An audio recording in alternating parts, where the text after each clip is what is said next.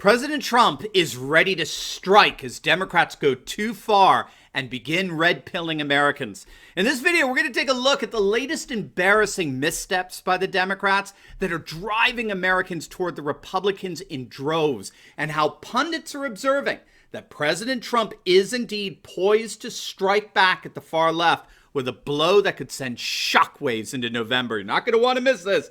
Greetings, everyone. Patriots all around the world. Dr. Steve here with you. Great to be with you as always. If this is your first time here with us on this channel and you're looking for some daily encouragement and optimism in the midst of all the nonsense spewed out from left-wing Marxist media, you found your oasis here on this channel.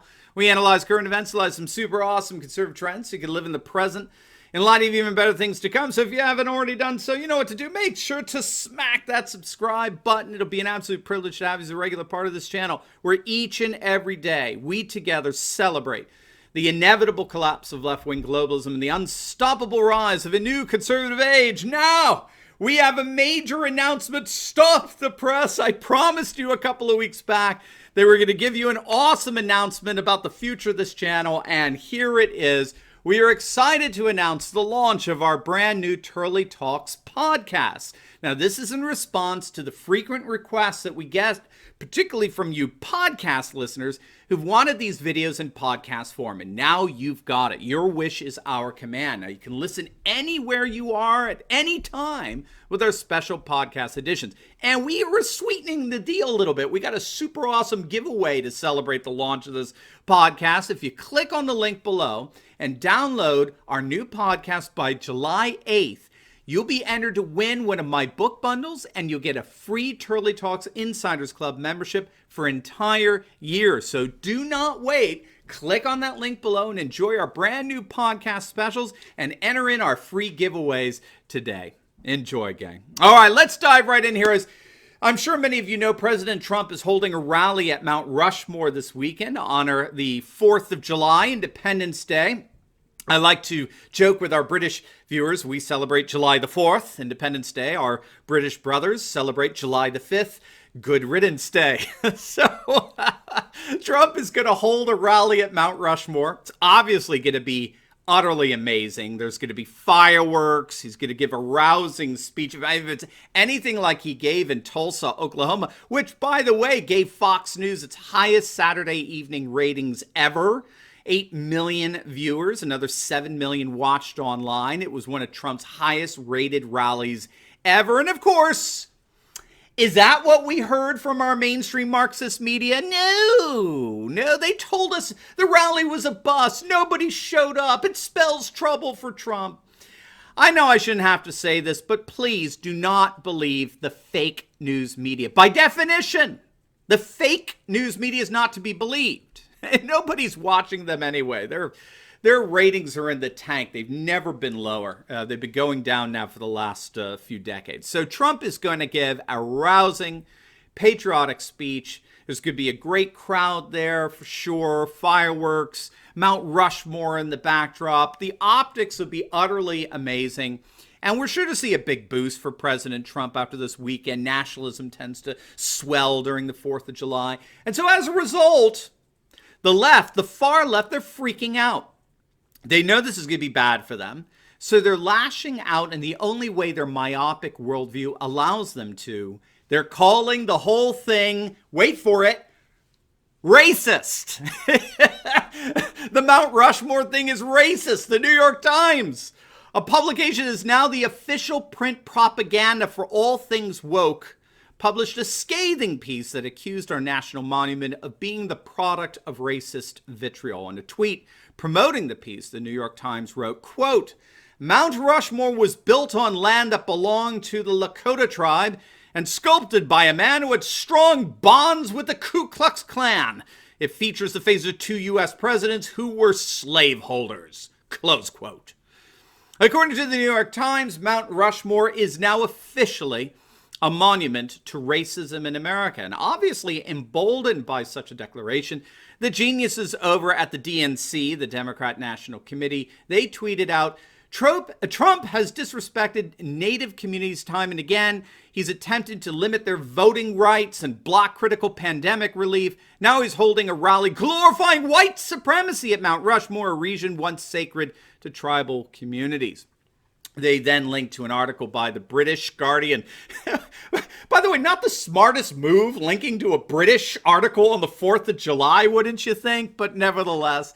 And the left-wing Guardian article featured a number of Native Americans, accusing Trump and the United States of white supremacy and racism and, blah, blah, blah, blah, blah. Now, of course, only far-left radicals living within their own cultural Marxist echo chambers could even remotely take the New York Times article or the Guardian article seriously. They literally bring virtue signaling to a completely new low, shall we say. And so it's no surprise that the Times in particular, calling Mount Rushmore racist, was mercilessly mocked and ridiculed on social media. And the DNC got so much pushback for claiming that the 4th of July was a celebration of white supremacy that they had to delete the tweet.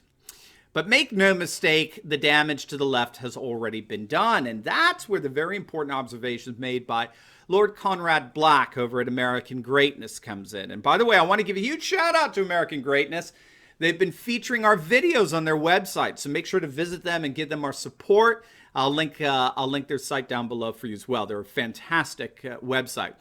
He was on Sebastian Gorka's radio show the other day, America First radio show, and he's known, this fellow, Lord Black, he's known Trump for 20 years. By the way, he's obviously a member of the House of Lords. And he's written a major book on the Trump presidency. And he told Gorka that Trump is getting ready to strike. He's known him for years and he's seeing it. He's getting ready to strike and take down the far left. He's already put down a marker to show where his administration stands regarding the desecration of our national monuments. And he and Attorney General Bill Barr are systematically preparing cases to prosecute offenders in mass numbers. And in many respects, I think Lord Black is absolutely right here. In many respects, that Trump has effectively cornered the Democrats. So in their Trump derangement syndrome, the Democrats haven't realized, but they've allied themselves with a deadly pandemic on the one hand and black racist extremists on the other. And in so doing, the Democrats have cut themselves off from the very constituency they need to win this election, and that's the white working class voter. One of my favorite studies from the 2016 elections, what's called the Great Revolt study. It was published in 2018 by authors Selena Zito, Brad Todd. And they opened their study by citing an example of Ashtabula County in Ohio. It's on the eastern side of the state next to Pennsylvania. Now, in the past, voters there overwhelmingly voted for John Kerry, Al Gore, Bill Clinton, Mike Dukakis. They gave Barack Obama 55% of their vote twice in a row.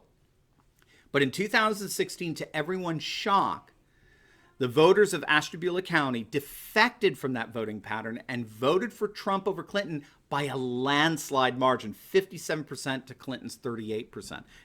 Basically a 20-point margin, which represented a 31-point swing from the Democratic candidate to the Republican.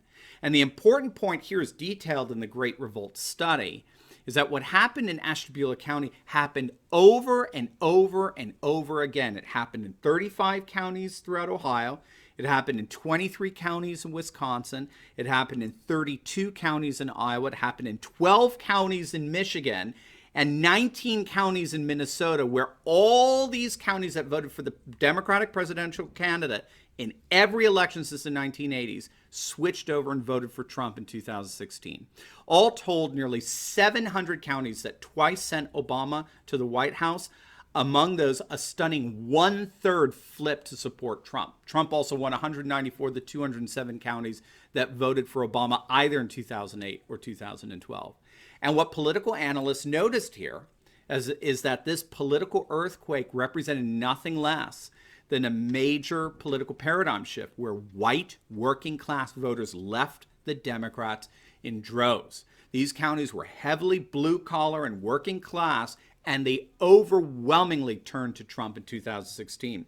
According to the study done by the British political scholars Roger Eatwell and Matthew Goodwin, white voters without college degrees comprised 2/3 of Trump's base in the primaries and an astonishing 3/5 of his base in the general election. And here is the key.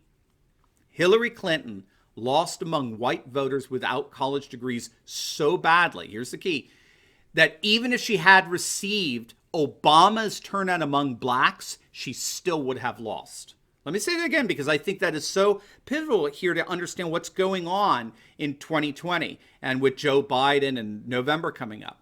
Hillary Clinton lost among white voters without college degrees so badly that even if she received Obama's turnout among blacks, she still would have lost. And the Democrats once again excluding white working class voters, repeating the very same mistakes they made in 2016, but with a candidate that voters are even less enthusiastic about. So fear not, my friends. President Trump has effectively cornered the Democrats and put them in many ways right where he wants them, in allying themselves with a pandemic on the one hand and extremist, leftist, racist radicals on the other. The Democrats are effectively alienating the very voters they need to win the election. At the same time, President Trump is preparing to strike back as public opinion begins to turn against these radical positions of the Democrats that they're staking out for our nation, its history, and its monuments. 2020 may indeed be shaping up to be a massive blowout for Trump and the Republicans, one that may have the Democrats reeling in defeat for the foreseeable future. Now, before you go, you will definitely want to check out my latest video. I just uploaded it on the arrest of Jeffrey Epstein's confidant, Ghislaine Maxwell, and how it's throwing open once again in a court of law all the evidence against our corrupt political class that was once closed because of the unfortunate yet timely demise of one Jeffrey Epstein. It's all about to hit the fan, and it's going to be glorious. So make sure to click on the link, and I will see you over there. God bless.